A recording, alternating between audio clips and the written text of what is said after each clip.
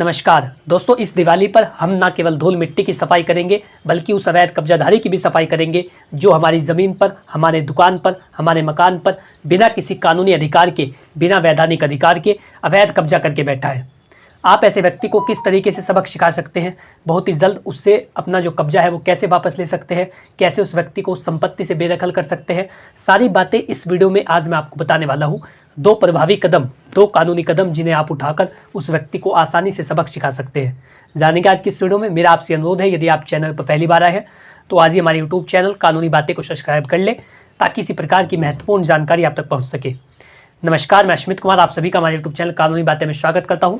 हमारे चैनल के माध्यम से आपको लीगल एडवाइस दी जाती है, जनरल गाइडेंस दी जाती है। यदि आप किसी भी टॉपिक पर कोई विधिक परामर्श या सामान्यतः कोई जानकारी लेना चाहते हैं तो स्क्रीन पर दिए गए मोबाइल नंबर पर कॉन्टैक्ट कर सकते हैं या व्हाट्सअप कर सकते हैं अपनी लीगल प्रॉब्लम का। जल्दी आपको उसका भी उत्तर दिया जाएगा। दोस्तों, किसी भी व्यक्ति के पास, चाहे वो कितना ही दबंग हो, उसके पास ये अधिकार नहीं है कि वो आपकी संपत्ति पर अवैध कब्जा कर सकता है।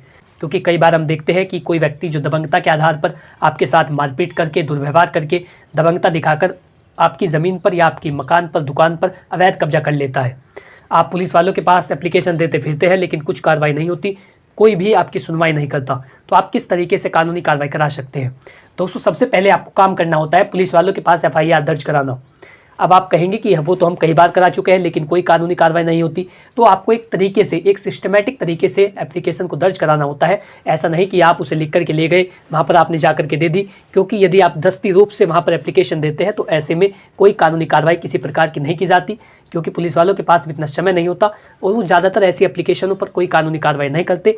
यदि आप उसे सही तरीके से ड्राफ्ट नहीं करते हैं, यदि आप उसे सही तरीके से नहीं लिखते हैं, तो ऐसे में आपकी एप्लीकेशन पर कोई कानूनी कार्रवाई नहीं की जाती जब तक अधिकारी को ये नहीं पता चलता कि आप वास्तव में कहना क्या चाहते हैं, आपकी वास्तव में दिक्कत क्या है। आप उसमें पूरी बातों को नहीं लिखते हैं और बाद में आप ये आरोप लगाते हैं कि कोर्ट के द्वारा कुछ नहीं किया गया, ना पुलिस वाले कुछ कर रहे हैं, तो ऐसे में आपकी भी गलती होती है क्योंकि आपकी ड्राफ्टिंग सही नहीं होती। आप किस तरीके से उस एप्लीकेशन को लिख सकते हैं आप वो नहीं कर पाते। ऐसे में आप किसी वकील की सहायता ले सकते हैं। अपने नज़दीकी किसी वकील से मिलिए जो सिविल का वकील हो, आप उससे मिलिए, उन्हें अपनी सारी दिक्कतें बताइए, किस तरीके से आपके साथ समस्या आ रही है, किस व्यक्ति ने अवैध कब्जा कर रखा है। तो जब भी आप एफआईआर को दर्ज कराने जाते हैं उनमें 5 बातों का ध्यान रखें। यदि आपकी संपत्ति पर किसी व्यक्ति ने अवैध कब्जा कर रखा है और आप उसकी शिकायत पुलिस स्टेशन में करने के लिए जा रहे हैं तो आपको कुछ बातों का ध्यान रखना चाहिए।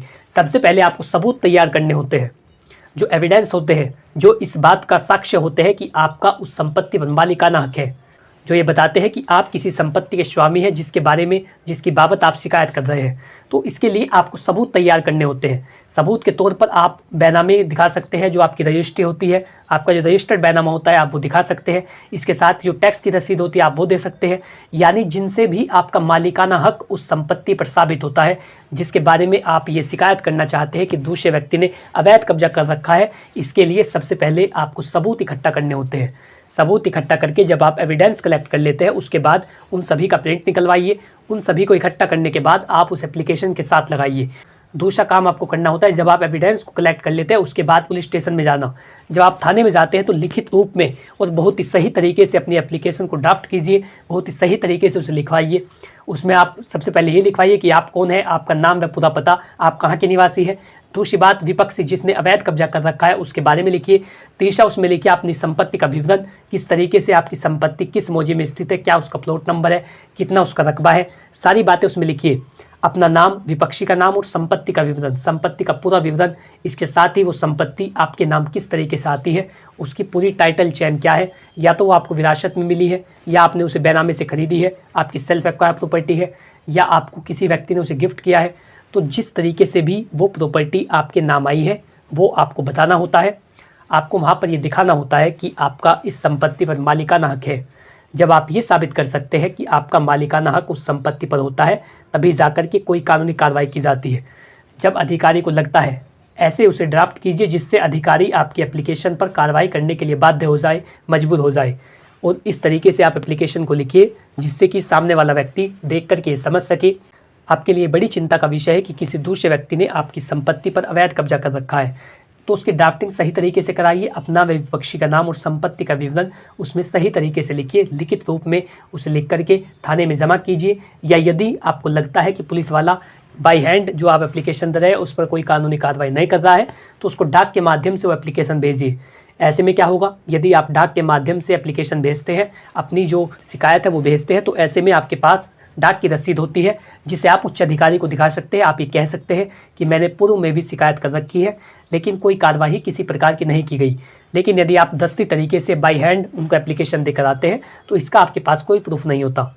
ऐसे में सबसे ज़्यादा ज़रूरी होता है कि आपके पास डाक के माध्यम से आप एप्लीकेशन भेजिए, तो इसके लिए आपके पास रसीद होती है। तीसरा आपको काम करना होता है धारा 111(7) के तहत कानूनी कार्रवाई कराना। पुलिस वालों के पास ये अधिकार होता है कि यदि उन्हें लगता है कि कब्जा अवैध तरीके से किया गया है, कब्जा करने के लिए मारपीट का सहारा लिया गया, दुर्व्यवहार किया गया, गाली गलौज की गई और दूसरा व्यक्ति दबंगता के आधार पर आपकी ज़मीन पर अवैध कब्जा कर रहा है, तो बीएनएस की सेक्शन 111 सब क्लोज 7 के तहत ऐसे व्यक्ति के अगेंस्ट में कानूनी कार्रवाई की जा सकती है जो कोई भी व्यक्ति अवैध रूप से आपकी संपत्ति पर बिना मालिकाना हक के कब्जा करके रखता है।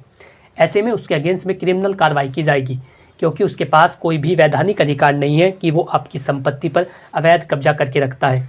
और यदि आप अपनी एप्लीकेशन को इस तरीके से लिखवाते हैं कि पुलिस अधिकारी संकोच में रहता है कि वो संपत्ति आपकी है भी या नहीं, तो ऐसे में उनके द्वारा कोई कानूनी कार्रवाई नहीं की जाती और वो आपके द्वारा दी गई एप्लीकेशन पर ये लिख देते हैं कि प्रकरण न्यायालय से संबंधित है, आप चाहे तो सिविल कोर्ट में वाद आयोजित कर सकते हैं, वहाँ पर कब्जे का निर्धारण किया जाएगा कि किस व्यक्ति को कब्जा दिलाना है।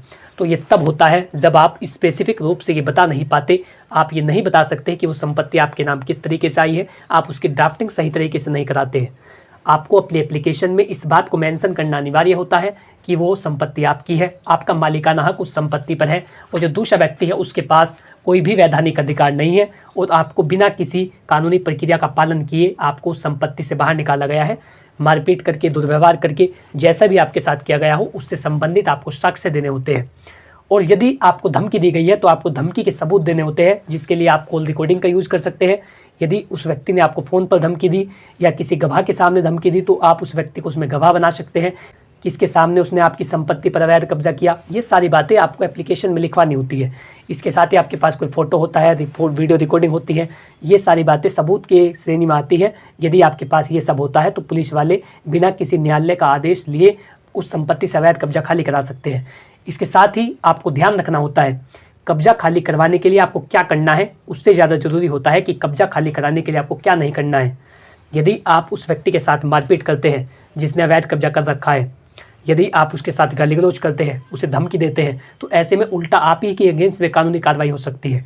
यदि वो इन सबूतों को इकट्ठा कर लेता है तो आप विवाद के चक्कर में फंस सकते हैं, आपकी संपत्ति भी धरी रह जाएगी और उसका कुछ नहीं होगा और आप कोर्ट कचहरी के चक्कर लगाते फिरेंगे। यदि आप अवैध कब्जा हटवाने के लिए कोई गलत कदम उठाते हैं तो आपको ध्यान रखना है, कानूनी प्रक्रिया का आपको पालन करना है, केवल अपनी समस्याएं वहाँ पर बतानी है। कई सारे मेरे पास फ़ोन करके कहते हैं कि हम चाहते हैं दूसरे व्यक्ति पर धारा 111 लगे, तो मैं आपको बता दूं कि आप किसी को आदेश नहीं दे सकते कि आप उस पर वो सेक्शन लगाइए। ये पुलिस का कार्य होता है कि वो कौन सी धारा उस मामले में बनती है। यदि आप ऐसा कुछ करते हैं तो ऐसे में आप ही के अगेंस्ट में कानूनी कार्रवाई हो सकती है। यदि आप ज़्यादा होशियारी दिखाते हैं और कानून के अकॉर्डिंग ना चलकर अपने दिमाग से चलते हैं तो ऐसे में आप मुसीबत का सामना कर सकते हैं और ऐसे में आपकी संपत्ति को भी नुकसान हो सकता है और आपको भी नुकसान हो सकता है। तो हमेशा ध्यान रखिए, आपको अपनी एप्लीकेशन सही तरीके से ड्राफ्ट करानी है, संपत्ति का पूरा विवरण लिखना है, दूसरी पार्टी का लिखना है, किस तरीके से उसने अवैध कब्जा किया उसके बारे में लिखना है। ये सारी बातें आपको लिख करके थाने में जमा करनी होती है और आप डाक के द्वारा भी एप्लीकेशन भेज सकते हैं। यदि वो कोई कानूनी कार्रवाई नहीं करता तो फिर एसएसपी साहब के पास एप्लीकेशन दे सकते हैं, उनके पास भी आपको डाक के माध्यम से एप्लीकेशन देनी होती है। यदि वहाँ पर भी कोई कानूनी कार्रवाई नहीं की जाती तो आप कोर्ट में जा सकते हैं, कोर्ट के माध्यम से आप क्रिमिनल केस दायर करा सकते हैं यदि थानाध्यक्ष आपके एफआईआर को दर्ज नहीं करता। तो ये सारे प्रावधान हैं, लेकिन आपको शुरुआत थानाध्यक्ष से करनी होगी। आपको वहीं पर बताना होगा क्या आपको समस्या आ रही है और किस तरीके से दूसरे व्यक्ति ने अवैध कब्जा कर रखा है और आपके अधिकारों का हनन किया जा रहा है। तो सबसे पहला तो यही काम होता है कि आप थानाध्यक्ष के पास शिकायत दर्ज कराकर ऐसे व्यक्ति को अवैध कब्जे से मुक्त करा सकते हैं और दिवाली पर अवैध कब्जेदारी की सफाई करा सकते हैं। दूसरा, आपको सिविल सूट दायर करना होता है। यदि पुलिस वालों के द्वारा ये लिख दिया जाता है या ज़्यादा विवाद की स्थिति बनी होती है, आपको पता नहीं चलता कि ऐसी कंडीशन के अंदर क्या करना होता है, पुलिस वाले कोई कानूनी कार्रवाई नहीं करते, तो आपको फिर सिविल कोर्ट में जाना होगा। स्पेसिफिक रिलीफ एक्ट के सेक्शन 6 के मुताबिक यदि किसी भी व्यक्ति ने बिना मालिकाना हक के आपको आपकी संपत्ति से बिना किसी कानूनी प्रक्रिया का पालन किए वहाँ से बाहर निकाला है, दबंगता के बल पर आपके साथ मारपीट करके या दुर्व्यवहार करके या बिना न्यायालय के आदेश के आपको आपकी संपत्ति से निकाला गया है, तो ऐसे में आप section 6 of specific relief act का सहारा ले सकते हैं। इसके लिए आपको एक वकील से मिलना होगा। आप उनसे मिलकर के सारी अपनी बात बताइए कि आपने पूर्व में कहाँ कहाँ शिकायत कर रखी है, किस तरीके से आपकी संपत्ति पर अवैध कब्जा किया गया है और किस तरीके से आपको उस संपत्ति से बिना कानूनी प्रोसेस का पालन किए बाहर निकाला गया है, दबंगता के बल पर, मारपीट करके या दुर्व्यवहार करके। और जो आपका वकील होता है वो भी इस एक्ट के तहत, जो section 6 of specific relief act है, कोर्ट में ये साबित करता है कि आपको बिना किसी कानूनी प्रक्रिया का पालन करके संपत्ति से बाहर निकाला गया है। यदि आप ये साबित कर सकते हैं तो सेक्शन 6 का आपको लाभ मिल जाता है और बहुत ही जल्द जो कब्जा है वो आपको दिला दिया जाता है। इसको करने के लिए आपको 5 बातों का ध्यान रखना होता है। यदि आप सेक्शन 6 के अकॉर्डिंग भी कानूनी कार्रवाई कराना चाहते हैं या सिविल सूट के अकॉर्डिंग कोई कानूनी कार्रवाई कराना चाहते हैं तो सबसे पहले आपको डॉक्यूमेंट्स तैयार करने होते हैं, जिसमें आप अपने बैनामे की रजिस्ट्री दिखा सकते हैं। जो आपके पास रजिस्टर्ड डॉक्यूमेंट्स होते हैं, आपके जो मालिकाना हक को साबित करते हैं, वो डॉक्यूमेंट्स आप वहाँ पर दिखा सकते हैं। दूसरा होता है, आपके यदि कर विभाग के द्वारा टैक्स लगाया जाता है तो ऐसी कंडीशन के अंदर आप उसकी रिसिप्ट, उसकी रसीद भी वहाँ पर लगा सकते हैं। ये भी आपके मालिकाना हक का प्रमाण होता है। तीसरी चीज़ आप लगा सकते हैं बिजली बिल या जो विद्युत बिल होता है, आप वो भी वहाँ पर लगा सकते हैं। ये डॉक्यूमेंट्स तैयार कर लेने के बाद आपको अपना वाद योजित करना होता है। आप एक वाद पत्र तैयार कराते हैं जो कि वकील की मदद से किया जाता है। आप एक वकील से जाकर के मिलते हैं, सारे डॉक्यूमेंट्स उनको देते हैं, उसके बाद वो आपकी सारी समस्या को एक लेटर में लिख करके वाद पत्र दाखिल करते हैं। जब वाद पत्र दायर हो जाता है, इसके बाद दूसरी पार्टी को नोटिस जाते हैं, उन्हें कोर्ट में बुलाया जाता है, उनसे पूछा जाता है कि वो अवैध कब्जा क्यों नहीं छोड़ रहे हैं। तो ये सारी बातें होती है। आपको सिविल सूट भी दायर करना पड़ सकता है। आपको एक काम और करना होगा, आप इसमें इंजंक्शन ऑर्डर भी पास करा सकते हैं। यदि आपको लगता है कि कोर्ट का निर्णय आने में समय लग सकता है, आपका प्रकरण न्यायालय में विचाराधीन है, आपको लग रहा है कि वहाँ पर ज़्यादा समय लगेगा, तो ऐसे में आप इंजंक्शन ऑर्डर पास करा सकते हैं।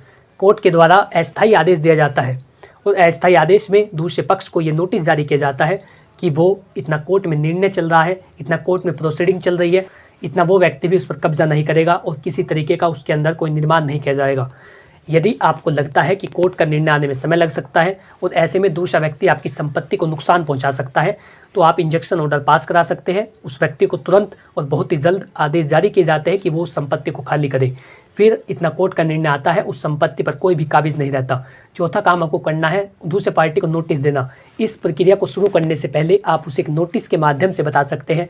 उसके पास एक लीगल नोटिस भिजवाइए, एक अच्छे से वकील से मिलिए, उस व्यक्ति को लीगल नोटिस भिजवाइए कि आपको ये संपत्ति खाली करनी होगी। यदि आप ऐसा नहीं कर रहे हैं तो आपके अगेंस्ट में हम कानूनी कार्रवाई करने जा रहे हैं, ये आपको कहना होता है। एक लीगल नोटिस भेजिए, उसके बाद ये प्रोसीडिंग चलाइए। आपके पक्ष के गवाह और सबूत यदि आप प्रस्तुत करते हैं तो ऐसे में जो फैसला है वो आपके पक्ष में आने के चांस बढ़ जाते हैं। तो इन सभी कामों को कर आप बहुत ही जल्द ऐसे व्यक्ति को सबक सिखा सकते हैं और अपनी प्रॉपर्टी पर दोबारा से कब्जा ले सकते हैं। आशा करता हूँ कि जानकारी आपको अच्छी लगी होगी। यदि आपका इससे रिलेटेड कोई भी सवाल हो तो आप बिना संकोच किए कमेंट बॉक्स में पूछ सकते हैं, मैं जल्दी उसका उत्तर दूंगा। इसके साथ ही यदि आप अपने मामले पर कोई कानूनी सलाह लेना चाहते हैं, जनरल गाइडेंस लेना चाहते हैं, तो स्क्रीन पर दिए गए मोबाइल नंबर पर कॉल करें या व्हाट्सअप करें अपनी लीगल प्रॉब्लम का, जल्दी आपको उसका भी उत्तर दिया जाएगा। Thanks for watching this video. अपना कीमती समय देने के लिए धन्यवाद।